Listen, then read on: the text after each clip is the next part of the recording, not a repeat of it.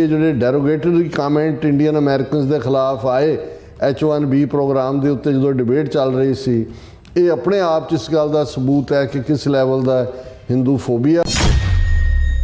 ਥਾਣੇਦਾਰ ਨੇ ਕਿਹਾ ਕਿ ਜੀ ਇਹ ਜਿਹੜਾ ਅਮਰੀਕਾ ਰੇਸਿਸਟ ਹੁੰਦਾ ਜਾ ਰਿਹਾ ਹੈ ਔਰ ਹਿੰਦੂਆਂ ਦੇ ਖਿਲਾਫ ਇੱਕ ਪੂਰੀ ਮੁਹਿੰਮ ਸ਼ੁਰੂ ਕੀਤੀ ਹੈ ਔਰ United States is experiencing significant Hindu phobia.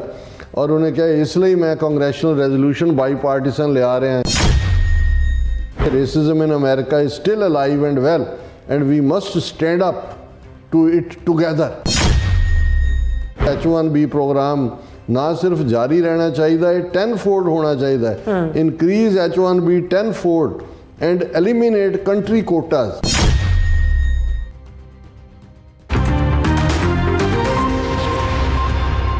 ਦਰਸ਼ਕੋ, break ਤੋਂ ਬਾਅਦ ਤੁਹਾਡਾ ਸਭ ਦਾ ਭਰਪੂਰ ਸਵਾਗਤ ਹੈ। ਸੋ ਵੀ ਅਸੀਂ ਗੱਲਬਾਤ ਕਰਨ ਜਾ ਰਹੇ ਹਾਂ ਕਿ H1B ਦੇ ਮੁੱਦੇ ਤੇ ਟਰੰਪ ਦੇ ਕੋਰ ਸਪੋਰਟ ਗਰੁੱਪ ਨੇ ਵੀ ਹਿੰਦੂਤਵੀਆਂ ਦੀ ਚੰਗੀ ਧੁਲਾਈ ਕੀਤੀ ਹੈ।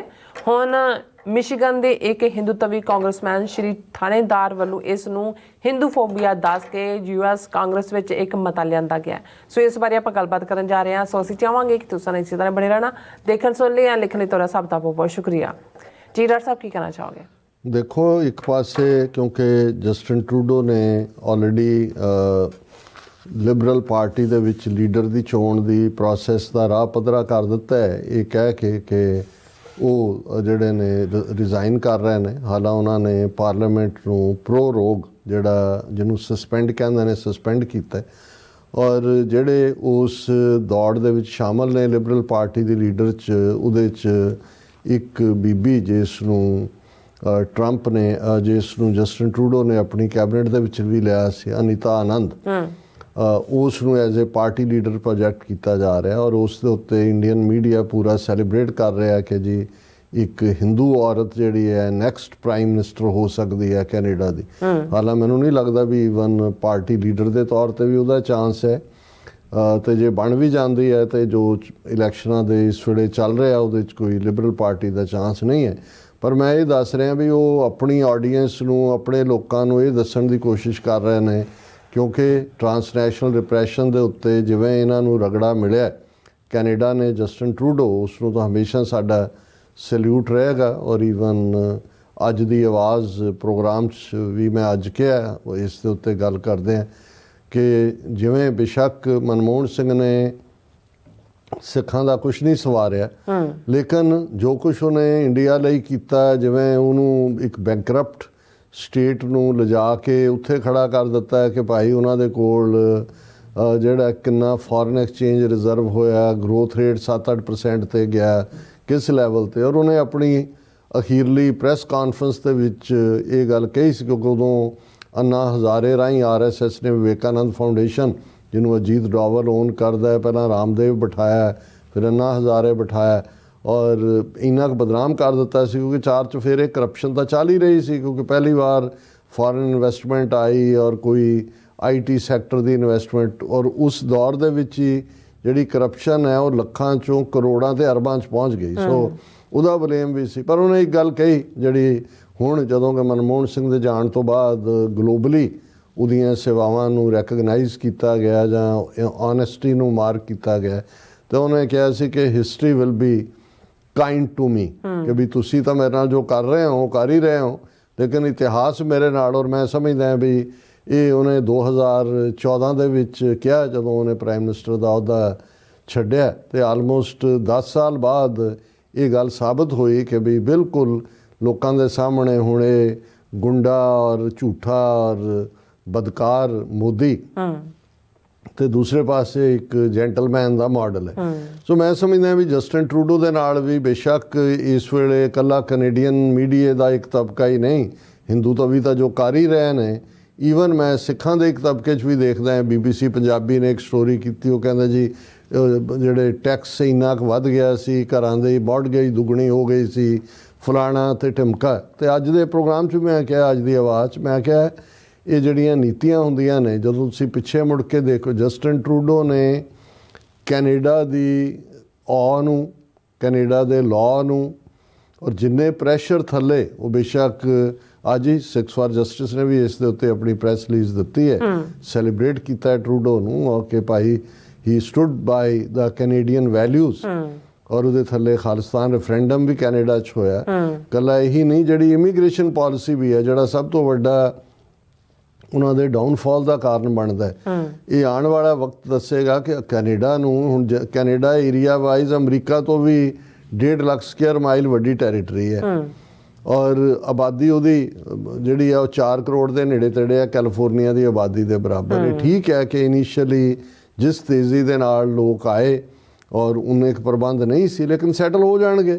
ਔਰ ਉਹਦੇ 'ਚ ਵੀ ਜੇ ਕਹਿਣਾ ਹੋਏ ਕਿ ਸਾਡੇ ਪੰਜਾਬ ਦੇ ਹੀ ਲੋਕਾਂ ਨੂੰ ਜ਼ਿਆਦਾ ਫਾਇਦਾ ਹੋਇਆ ਤੇ ਜੇ ਆਪਣੀ ਇਹ ਸ਼ਿਕਾਇਤ ਕਰਨ, ਇਹ ਬਣਦਾ ਨਹੀਂ ਹੈ। ਬਹੁਤ ਵਾਰ ਅਸੀਂ ਇੰਨੇ ਖੁਦਗਰਜ਼ ਹਾਂ ਔਰ ਜਿੰਨਾ ਪ੍ਰੈਸ਼ਰ ਝੱਲ ਕੇ ਜਸਟਿਨ ਟਰੂਡੋ ਨੇ ਐਕਸਪੋਜ਼ ਕੀਤਾ ਇੰਡੀਆ ਨੂੰ ਔਰ ਫਿਰ ਵਿਦਨ ਵੀ ਜਿਹੜੀ ਉਹਨੇ ਗ੍ਰੇਸ ਕਾਇਮ ਰੱਖੀ। ਬੇਸ਼ੱਕ ਟਰੰਪ ਦੀ ਪਹਿਲੀ ਟਰਮ ਵੀ ਕੋਈ ਸੌਖੀ ਨਹੀਂ ਸੀ, ਪਰ ਆਪਣੇ ਪਿਓ ਵਾਂਗ ਉਹਨੇ ਜਿਹੜਾ ਉਹ ਝੁਕਿਆ ਨਹੀਂ ਹੈ। ਔਰ ਹੁਣ ਵੀ ਜਿਵੇਂ ਮੈਂ ਕਿਹਾ ਵੀ ਉਹਨੂੰ ਆਊਟ ਆਫ ਉਹ ਖੇਡ ਨਹੀਂ ਹੈ, ਹੀ ਵਿਲ ਬਾਉਂਸ ਬੈਕ।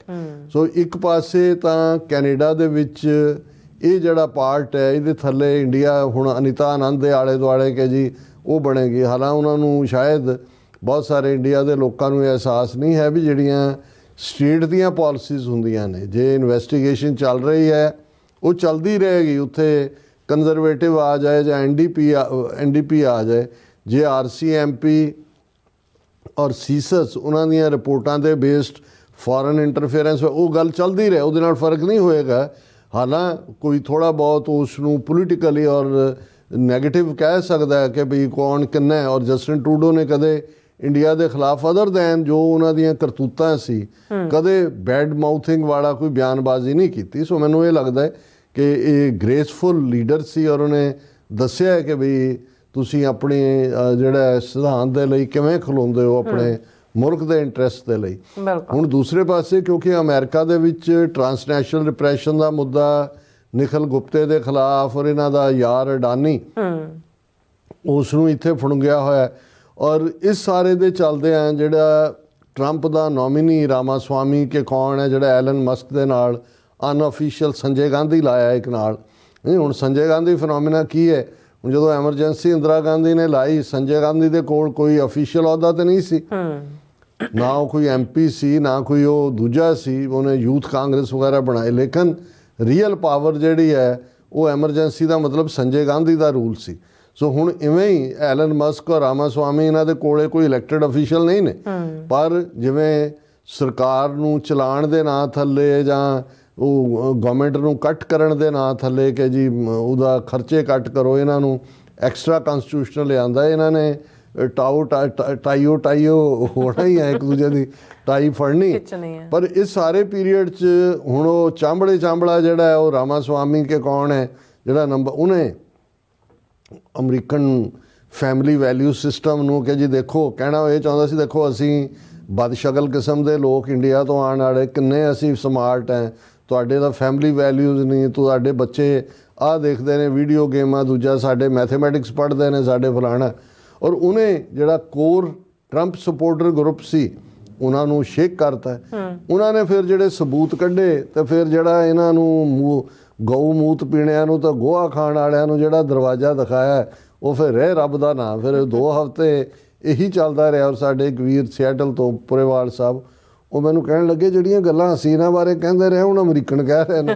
ਮੈਂ ਕਿਹਾ ਉਹਨਾਂ ਨੂੰ ਕਿਹੜਾ ਨਹੀਂ ਪਤਾ, ਹੁਣ ਉਹਨਾਂ ਨੂੰ ਵੇਲਾ ਉਹਨਾਂ ਨੇ ਦੇਖਿਆ ਕਿ ਵੀ ਹੋਇਆ ਕਿ ਵੀ ਤੁਸੀਂ ਇਹ ਔਰ ਟਰੰਪ ਨੂੰ ਵਾਰਨ ਕੀਤਾ ਉਹਨਾਂ ਨੇ ਕਿ ਵੀ ਖਬਰਦਾਰ ਵੀ ਤੂੰ ਤਾਂ ਜਿੱਤਿਆ ਹੀ ਇਹ ਸਾਰੇ ਤੇ ਹੈ। ਜਿਹੜਾ ਉਹਦੇ ਕੋਰ ਗਰੁੱਪ ਨੇ ਕਿਹਾ ਵੀ ਇਹ ਤੁਸੀਂ H1B ਦੇ ਥੱਲੇ ਜਿਹੜੇ ਨੇ ਲਿਆ ਕੇ ਇਹਨਾਂ ਨੂੰ ਸਾਡੇ ਸਿਰ ਤੇ ਬਿਠਾਉਂਦੇ ਹੋ। ਹੁਣ ਤੁਸੀਂ ਦੇਖੋ ਵੀ ਜਿਹੜੀ ਮੈਂ ਹਿੰਦੂ ਤਵੀਆਂ ਦੀ ਖੇਡ ਹੈ ਉਹਨਾਂ ਨੂੰ ਲੱਗਾ ਵੀ ਇਸ ਫਰੰਟ ਦੇ ਉੱਤੇ ਤਾਂ ਇਹ ਡਾਇਰੈਕਟ ਕੰਮ ਹੋ ਗਿਆ ਵੀ ਇਹ ਤਾਂ ਟਰੰਪ ਸਪੋਰਟਰ ਹੀ ਸਿੱਧੇ ਹੋ ਗਏ ਹਿੰਦੂ ਤਵੀਆਂ ਵੱਲ। ਉਹਨਾਂ ਨੇ ਕਾਰਡ ਕੱਢਿਆ ਹਿੰਦੂ ਫੋਬੀਆ ਕਿ ਜੀ ਇਹ ਜਿਹੜਾ ਸਾਰਾ ਹੈ ਇਹ ਤਾਂ ਹਿੰਦੂਆਂ ਦੇ ਖਿਲਾਫ ਇੱਕ ਵੇਵ ਬਣਾ ਦਿੱਤੀ ਗਈ ਹੈ। ਦੂਜਾ ਜਿਨ੍ਹਾਂ ਨੇ ਚੈਲੰਜ ਕੀਤਾ H1B ਪ੍ਰੋਗਰਾਮ ਨੂੰ ਉਹ ਕੋਈ ਹਿੰਦੂਆਂ ਦੇ ਖਿਲਾਫ ਨਹੀਂ ਸੀ, ਨਾ ਹੀ ਉਹਨਾਂ ਨੇ ਕੋਈ ਹਿੰਦੂ ਮਜ਼ਹਬ ਦੇ ਖਿਲਾਫ ਕਿਹਾ। ਉਹਨਾਂ ਨੇ ਤਾਂ ਇਹਨਾਂ ਇੰਡੀਅਨ ਦੀਆਂ ਕਰਤੂਤਾਂ ਦੱਸੀਆਂ ਕਿ ਭਾਈ ਕਿਵੇਂ ਹੈ। ਔਰ ਨਾਲ ਦੀ ਨਾਲ ਇਹਨਾਂ ਦੀ ਫਾਇਰਿੰਗ ਵੀ ਸ਼ੁਰੂ ਹੋ ਗਈ ਕਿ ਬਈ ਇਹਨਾਂ ਨੂੰ ਇੰਨੇ ਫਾਇਰ ਕੀਤੇ, ਇੰਨੇ ਦੂਜਾ ਹੋਇਆ। ਕਾਸਟ ਡਿਸਕ੍ਰਿਮੀਨੇਸ਼ਨ ਕੀ ਹੈ ਇਹ ਵੀ ਸਾਹਮਣੇ ਆ ਗਿਆ ਕਿ ਭਾਈ ਇਸ ਮੁੱਦੇ ਦੇ ਉੱਤੇ ਤਾਂ ਇਹ ਖੁਦ ਕਿੰਨੇ ਵੱਡੇ ਡਿਸਕ੍ਰਿਮੀਨੇਸ਼ਨ ਕਰਨ ਵਾਲੇ ਲੋਕ ਨੇ। ਪਰ ਹੁਣ ਉਹਨਾਂ ਨੂੰ ਲੱਗਦਾ ਹੈ ਵੀ ਇਹ ਜਿਹੜਾ ਹਿੰਦੂ ਫੋਬੀਆ ਹੈ, ਇਹਦੀ ਆੜ ਦੇ ਵਿੱਚ ਲੁੱਕ ਕੇ ਤੁਸੀਂ ਜਿਹੜਾ ਆਪਣਾ ਗੰਦਾ ਕੰਮ ਜਿਹੜਾ ਖਾਸ ਤੌਰ ਤੇ H1B ਤੇ ਦੂਜੇ ਪ੍ਰੋਗਰਾਮ ਨੂੰ ਪ੍ਰਮੋਟ ਕਰ ਸਕਦੇ ਹੋ। ਇੱਕ ਇਹਨਾਂ ਦਾ ਹਿੰਦੂਤਵੀ ਜਿਹੜਾ ਮਾਰਕਡ ਹਿੰਦੂਤਵੀ ਹੈ, ਕਾਂਗਰਸਮੈਨ ਹੈ ਮਿਸ਼ੀਗਨ ਤੋਂ, ਸ਼੍ਰੀ ਥਾਣੇਦਾਰ। ਹੁਣ ਇਹ ਉਹੀ ਫਰਾਡੀਆ ਬੰਦਾ ਹੈ ਜਿਹਨੇ ਜਿਹੜੇ ਪਿਛਲੇ ਸੈਸ਼ਨ ਦੇ ਵੇਲੇ ਇਹ ਕਹਿ ਕੇ ਕਿ ਜੀ ਅਸੀਂ ਇੱਕ ਹਿੰਦੂ ਕਾਕਸ ਬਣਾ ਰਹੇ ਹਾਂ, ਔਰ ਉਹਦੇ 'ਚ ਉਹਨਾਂ ਨੇ ਕਿਹਾ ਜਿਹਦੇ 'ਚ ਸਿੱਖ, ਬੁੱਧਿਸਟ, ਜੈਨਸ ਸਭ ਦੀ ਸਾਨੂੰ ਹਮਾਇਤ ਹੈ।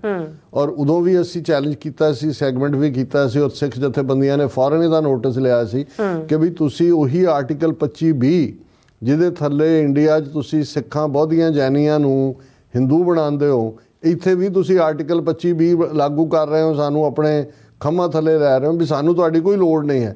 ਕਿਹੜੇ ਸਿੱਖ ਦੀ ਤੁਸੀਂ ਜਥੇਬੰਦੀ ਨੇ ਤੁਹਾਨੂੰ ਜੁਆਇਨ ਕੀਤਾ ਹੈ ਜਾਂ ਤੁਸੀਂ ਪਰਮਿਸ਼ਨ ਲਈ ਕਿ ਤੁਸੀਂ ਹਿੰਦੂ ਕਾਕਸ ਬਣਾਉਣੀ ਹੈ, ਜਦੋਂ ਆਲਰੇਡੀ ਸਿੱਖ ਕਾਂਗਰੈਸ਼ਨਲ ਕਾਕਸ ਜਾਂ ਐਗਜ਼ਿਸਟ ਕਰਦੀ ਹੈ ਜਿਹਦੇ 'ਚ 50 ਤੋਂ ਜ਼ਿਆਦਾ ਕਾਂਗਰਸਮੈਨ ਨੇ।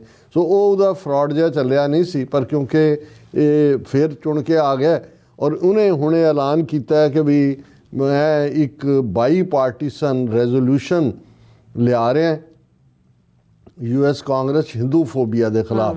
ਔਰ ਉਹਨੇ ਜਿਹੜਾ ਇਹਨੇ ਥਾਣੇਦਾਰ ਨੇ ਕਿਹਾ ਕਿ ਜੀ ਇਹ ਜਿਹੜਾ ਅਮਰੀਕਾ ਰੇਸਿਸਟ ਹੁੰਦਾ ਜਾ ਰਿਹਾ ਹੈ ਔਰ ਇਹ ਉਹਨਾਂ ਨੇ ਜਿਹੜਾ ਇਹ ਜੋ ਹਿੰਦੂਆਂ ਦੇ ਖਿਲਾਫ ਇੱਕ ਪੂਰੀ ਮੁਹਿੰਮ ਸ਼ੁਰੂ ਕੀਤੀ ਹੈ ਔਰ United States is experiencing significant Hindu phobia. ਔਰ ਉਹਨੇ ਕਿਹਾ ਇਸ ਲਈ ਮੈਂ ਕਾਂਗਰੈਸ਼ਨਲ ਰੈਜ਼ੋਲੂਸ਼ਨ ਬਾਈ ਪਾਰਟੀਸਨ ਲਿਆ ਰਿਹਾ ਜਿਹੜਾ ਕਿ ਇਹ ਸਾਰੇ ਨੂੰ ਇਸ ਇਸ਼ੂ ਨੂੰ ਟੈਕਲ ਕਰੇਗਾ। ਔਰ ਇਸ ਦੇ ਉੱਤੇ ਉਹਨੇ ਕਿਹਾ ਕਿ racism in America is still alive and well and we must stand up to it together, ਕਿ ਅਸੀਂ ਇਕੱਠੇ ਜਿਹੜਾ ਹੈ ਉਹ ਰੇਸਿਜ਼ਮ, ਹਿੰਦੂ ਫੋਬੀਆ ਰੇਸਿਜ਼ਮ ਹੋ ਗਿਆ। ਫਿਰ ਉਹਨੇ ਕਿਹਾ ਵੀ ਇਹ ਜਿਹੜੇ ਡੈਰੋਗੇਟਰੀ ਕਮੈਂਟ ਇੰਡੀਅਨ ਅਮਰੀਕਨਸ ਦੇ ਖਿਲਾਫ ਆਏ H1B ਪ੍ਰੋਗਰਾਮ ਦੇ ਉੱਤੇ ਜਦੋਂ ਡਿਬੇਟ ਚੱਲ ਰਹੀ ਸੀ, ਇਹ ਆਪਣੇ ਆਪ 'ਚ ਇਸ ਗੱਲ ਦਾ ਸਬੂਤ ਹੈ ਕਿ ਕਿਸ ਲੈਵਲ ਦਾ ਹਿੰਦੂ ਫੋਬੀਆ। ਔਰ ਮੈਂ ਬਾਈ ਪਾਰਟੀਸਨ ਰੈਜ਼ੋਲੂਸ਼ਨ ਲਿਆ ਰਿਹਾ ਹਿੰਦੂ ਫੋਬੀਆ ਦੇ ਉੱਤੇ।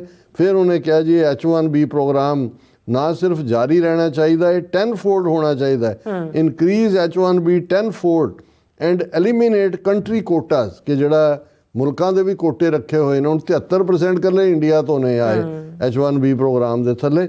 ਫਿਰ ਉਹਨੇ ਕਿਹਾ ਕਿ ਜਿਹੜੀ United States citizenship and immigration service ਹੈ ਉਹਦੇ 'ਚ ਵੀ ਜਿਹੜੀ ਹੈ ਉਹਦੀ ਸਟਾਫਿੰਗ ਹੋਣੀ ਚਾਹੀਦੀ ਹੈ ਤਾਂ ਕਿ ਲੀਗਲ ਇਮੀਗ੍ਰੇਸ਼ਨ ਪ੍ਰੋਸੈਸ ਤੇਜ਼ੀ ਨਾਲ ਵਧੇ।